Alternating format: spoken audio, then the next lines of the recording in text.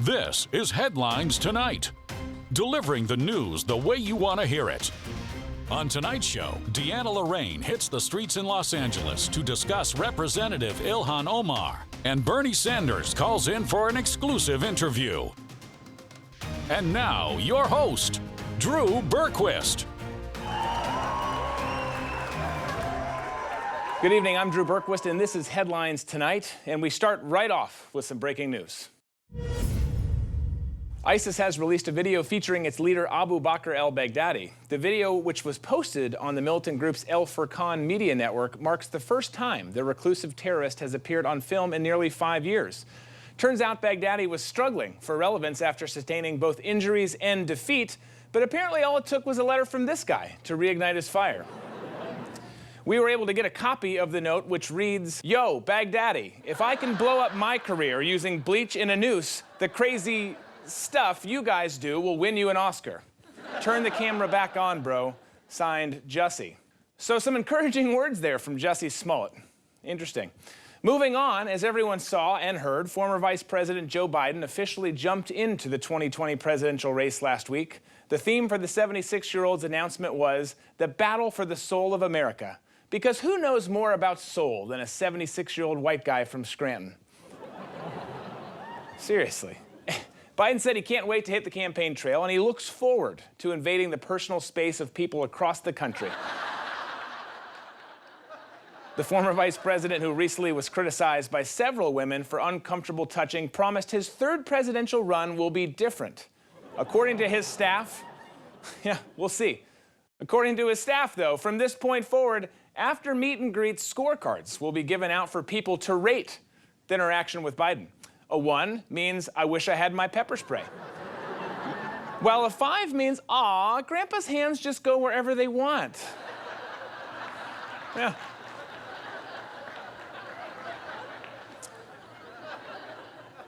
But in all seriousness, during a recent interview, actress Alyssa Milano defended Joe Biden over his inappropriate behavior allegations. The actress was adamant that Biden simply grew up in a different culture, but did say it was a little weird when he put his hands over her eyes and said, "Hey, who's the boss?" I can see how that would be weird. Indulge me here, though. Can we stay with Biden for one more minute? Because there was a meme that was out there that we thought was a joke, referring to how Biden's resume was politician, politician, politician, politician, and then masseuse. But as it turns out, our investigative team was able to determine that Joe Biden does, in fact, have a massage parlor as a backup option should he not win the presidency. True story. It's called the Biden. And we got a copy of what they call the touching menu, which seems inappropriate. And as you can see, there are several options for patrons. The touching menu includes the sniff and release, which reads, "It's a fact. We carry our stress in our shoulders, but we don't have to.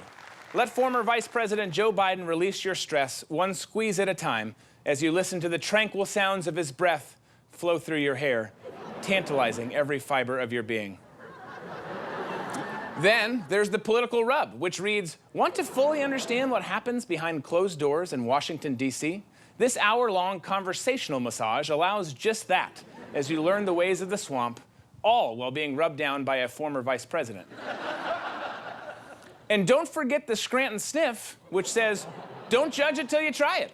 Scientific studies show that being sniffed from head to toe can alleviate stress by taking the focus off your other routine life stressors.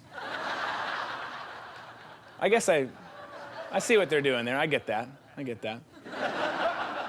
Then finally, you can get what they call the full Biden.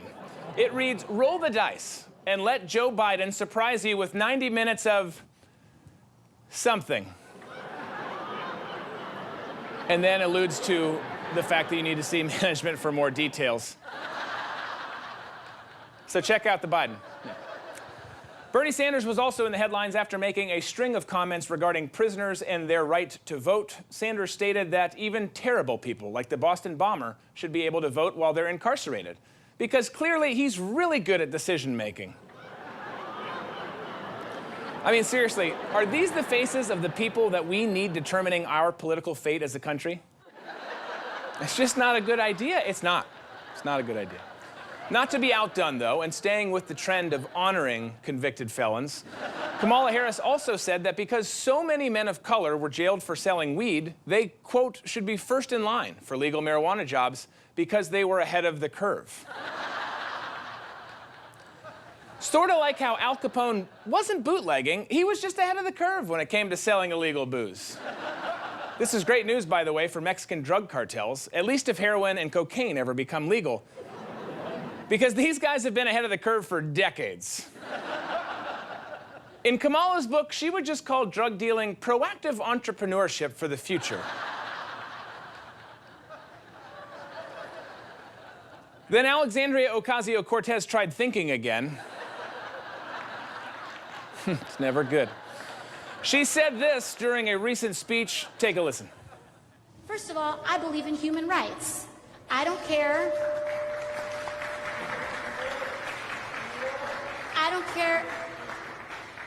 if you're documented. I don't care if you're undocumented. On a positive note, though, if AOC's plan to allow undocumented immigrants were to go into effect, Senator Bob Mendez would no longer be using taxpayer money to visit teenage prostitutes in the Dominican Republic. Yep. Now instead, his little harem of drug-addled street children could travel freely to his office in D.C. So there's that. Presidential candidate Pete Buttigieg, though, is scheduled to meet with Reverend Al Sharpton next week at Harlem's famous Sylvia Soul Food restaurant. Sharpton said he looks forward to meeting the South Bend, Indiana mayor and discussing voter outreach to the African-American community. In turn, Buttigieg said he looks forward to discussing policy as well and finally getting the chance to ask a black guy, what are collard greens? Moving on, presidential candidate Beto O'Rourke recently announced he has a plan to fight climate change. O'Rourke didn't lay out any specifics of his estimated $5 trillion plan, instead only rambling something about a captain and the powers of earth, fire, wind, water, and heart combined. When reached for comment, O'Rourke simply told reporters, quote, he's our hero, gonna bring pollution down to zero. You remember him.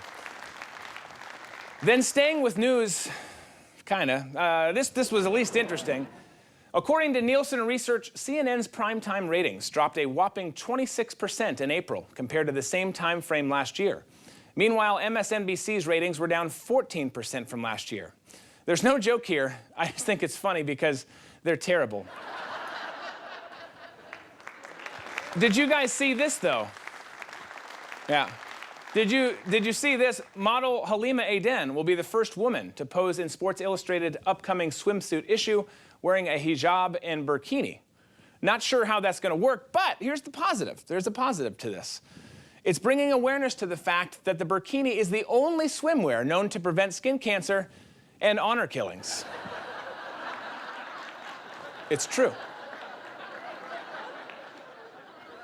Then this was interesting. We all remember how Starbucks closed down last year for corporate training as they adjusted their policies on restrooms and they created safe spaces for customers and the homeless. Now Starbucks stores in at least 25 U.S. markets have installed needle disposal boxes in bathrooms in recent months to help alleviate concerns from staff. Speaking on the issue, a Starbucks representative said, quote, we are always working and listening to our partners on ways to better support them when it comes to issues like these. By encouraging drug use in your stores? I'm a little confused here. Is coffee and heroin a thing now? I didn't know. But it turns out that it is. As we looked into things further, whether funny or sad, we learned that it just might be. Take a look at this upcoming clip from a documentary titled Coffee and Heroin, helping one neighborhood at a time. I didn't think I'd ever find a place where I'd feel safe to just shoot up and, relax without consequence. Well, that's rough. It is. But Starbucks, it affords me and my friends the ability to numb the pain, one needle at a time. Powerful stuff. Powerful stuff. But Starbucks isn't done, people. They're not done. On the heels of this move, they also plan to introduce the Cinnamon Acai Narcan Bowl and the iced fentanyl Frappuccino to help market their new needle recycling campaign. Be sure to check that out. Still to come, we didn't touch on Ilhan Omar during the headlines tonight, but we did talk to some people on the Hollywood Strip about her this week. We'll show you that on the other side of the break. So it's no secret that Congresswoman Ilhan Omar hates everyone. She just does. And she got in trouble weeks ago for referring to the tragic events of 9/11 by saying, quote, "Some people did something." Yeah, they did. And she was back in the news this past week for a 2017 tweet where she belittled the efforts of U.S. troops in the 1993 battle for Mogadishu. She attacked U.S. soldiers who fought and died in the battle and specifically said this in her tweet. Quote, "In his selective memory, he forgets to also mention the thousands of Somalis killed by American forces that day. Hashtag not today, Satan." So with all of this in mind, being the character that she is, we decided we would hit the streets and see what people in Hollywood had to say about her, if they knew her at all. Headlines tonight, field correspondent Deanna Lorraine led the charge. Take a look. So Ilhan Omar has been very critical of President Trump. Do you think that she's doing a good job? I think she's doing an excellent job. Well, here's the thing. The sad part about this whole thing is, number one, Trump is going to win a second term. Incumbents are going to put him back in office. People don't really understand how politics work.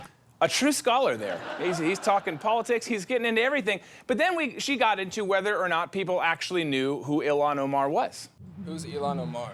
I'm not familiar with who Ilhan Omar is. I've been focused on other things. No. But who is the person? Is he a politician? Is he a business owner? What is he?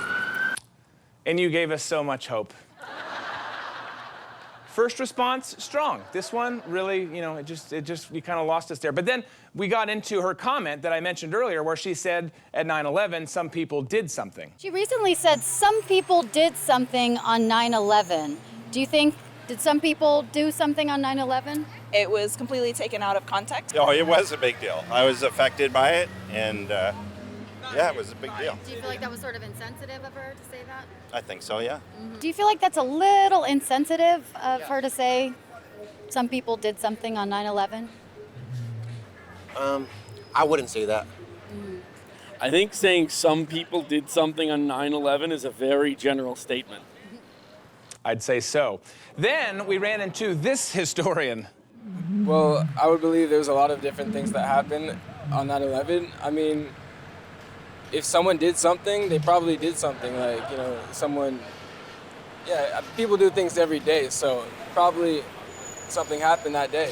Okay. I mean, you can't get anything by this kid. Real sharp guy, but nothing, and I mean nothing beats this response. How do I say it? It's in layers.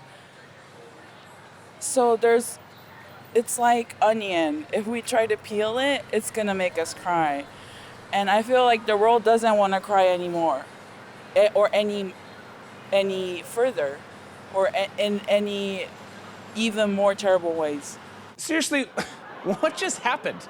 The good news about this whole thing is she did provide some sage advice on how we should respond. So it's like what we have to do is chop it up, cook some curry, and eat it. I mean, and what I mean, in a serious note, what I mean by that is, let's say there were the real terrorists. Because there were. But they lived in a way that nobody would ever know. So is it worth it to find that out and blame it on a president?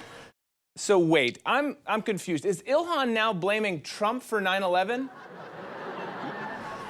When we have to come together as a nation and then spread that towards the United Nations. And then alliances are like, hey, let's bring more alliances in. And then it's like, everybody's in an alliance.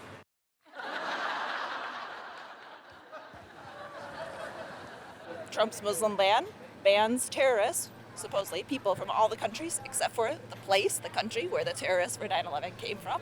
So it doesn't make any sense.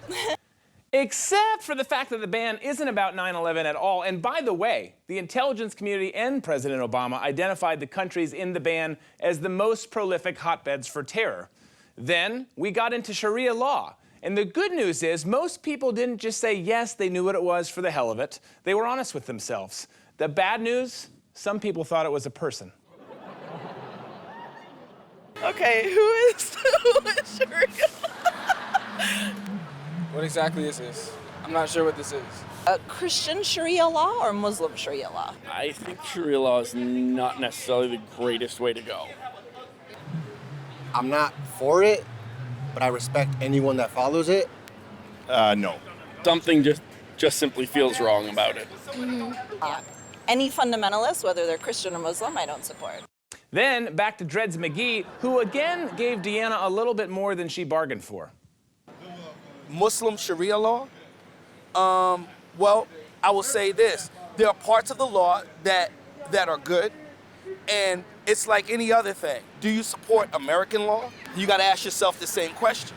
Because the laws that we have that govern over us are kind of like some of the same stupid laws, and especially when you go from different state to state. So, like, my family's from New England. They have horse and carriage laws, right? So you can't buy beer between the hours on Sunday between like 12 and 4 p.m. Like, that doesn't make sense, but it's a law. So what I tell people all the time, when you go to other lands, you can't impose your law and think you can't impose, Cleveland policy in Uganda. Does anybody know what the hell Cleveland policy is? I mean, seriously, and why? Why are we implementing it in Uganda? In America, we deal with man's law. So you can steal something, but it can be theft by receiving, or it can be theft by taking. But in their country, you just stole it and they chop off your hand. So now you're asking somebody who just deals solely with white America to be diverse in her thinking about the law from somebody else from another country. That's crazy. Thank you for your thoughts, mister. So that is crazy. After clearing up the whole Cleveland-Uganda policy thing, we got into the local threat profile in Los Angeles. You already got Crips and Bloods already done pieced up in the neighborhood already. So now we're starting to look at the real enemy. And if you took notice there and paid real close attention, someone lost an iPhone 7. You already got Crips and Bloods already done pieced up in the neighborhood already. So now we're starting to look at the real enemy. The silver lining with this whole thing, though, as she said, she hadn't paid for it, she had found it. Yeah. And in the end, Dreads McGee gave us some wisdom on how to end local fighting in Los Angeles, something we never asked him about. And when the real enemy gets exposed, everybody gotta go. Wait, can't some stay? No, everybody gotta go. Everybody. I'm sorry, everybody gotta go. Fair enough, Dreads McGee, and so do we. Thanks to Headlines Tonight field correspondent Deanna Lorraine for braving the Hollywood Strip. On the other side, Democratic presidential nominee Senator Bernie Sanders calls in for an exclusive interview. Stick around.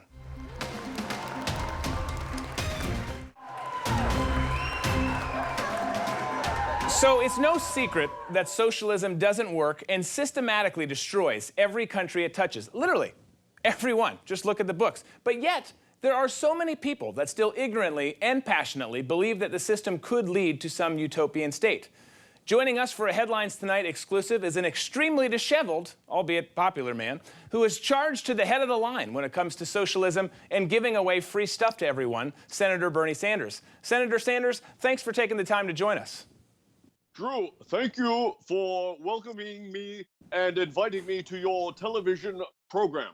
You're quite welcome, sir. So I want to talk about socialism with you, but first, since you and I have never chatted, and while I don't support you, like at all, or I don't believe in any of the ideas that you put out there, I do feel like you were robbed by the DNC and Hillary Clinton back in 2016. Do you tend to agree with this sentiment? Drew, I would say this. 4 years ago, my ideas were deemed radical. Now they're not radical enough. To me, it's like ordering some pimento loaf and not getting any pimento in the loaf. That's what it's like. Okay. Well, I don't know really what to say. You didn't exactly answer the question there, but I'm glad you did bring up pimento loaf, because my next question is kind of a sideball one. But I'm curious, 2016, there was lots of concerns about health for Hillary Clinton. Moving ahead into 2020, with your age, there's concerns about your own health. And I don't want to presume, your status or where you fall in terms of health, but who would you consider to be less healthy, yourself or Hillary Clinton? Drew, I am as healthy as a horse. I want you to watch this and listen. Here I go. I am doing push-ups in my hotel room right now. I am knocking out at least 3 push-ups right now. They're the deep knee, the bent knee push-ups. And now, Drew, I am doing jumping jacks. You know the jumping jacks, right? Drew, here we go. I can hear that you're doing something, yeah. I am fit as a fiddle, Drew. Okay. All right, well, that's good to know, and I'm sure encouraging to your supporters out there. On to socialism, you've been at the forefront of pushing for people to have free stuff for years now. This is a big rallying call for you and your people. But I've got to ask, are you familiar with the famed economist Adam Smith? Oh, yes, Drew. I know Adam Smith very well. He Good. works at Shapiro's Delicatessen right around the corner from my office. I know. I think we're talking about different Adam Smiths. This is the famed economist. Yes, Adam Smith from Shapiro's Delicatessen is an influencer on social media. You should see his Instagram page. Okay. All right. Well, I'll definitely check that out as soon as we're done with the show today. But getting back to Adam Smith, he brought up the whole concept of there's no such thing as a free lunch. Obviously, you love free things, but I've just got to know, that do you understand that, in fact, your plans would cost a devastating amount to everyone, and particularly the wealthy people like yourself? What do you have to say for that?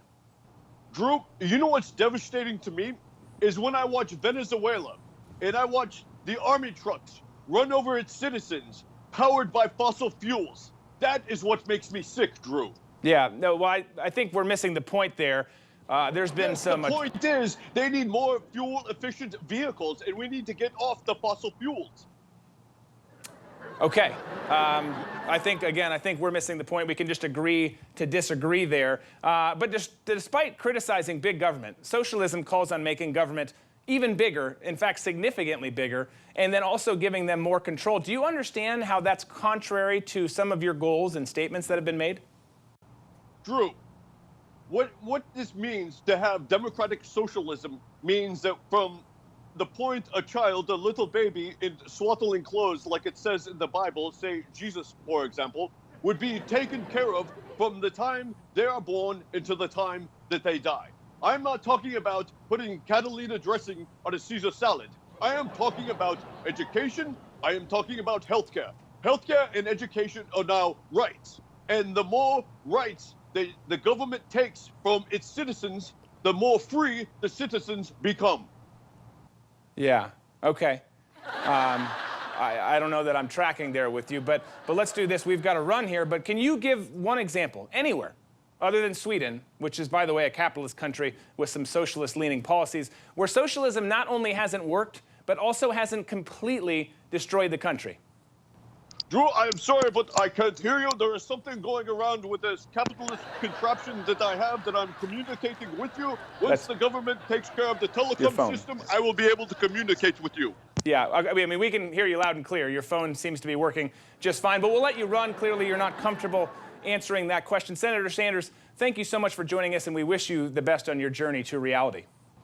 Remember, vote Sanders 2020. Yeah, and folks, we would actually encourage you not to do that. But again, thank you for him joining us here tonight on the show. Some marginally compelling stuff that happened there. But for now, this is all the time that we have for you tonight. Thank you so much for joining us. We'll look forward to seeing you right back here next Saturday on Headlines Tonight. Tune in Saturday nights at 10 p.m. Eastern on One America News Network for Headlines Tonight with Drew Berquist. Want to see more videos like this? Click on the link below and subscribe to One America News on YouTube, and call your cable provider and kindly demand that One America News is added to your lineup. Call and subscribe today.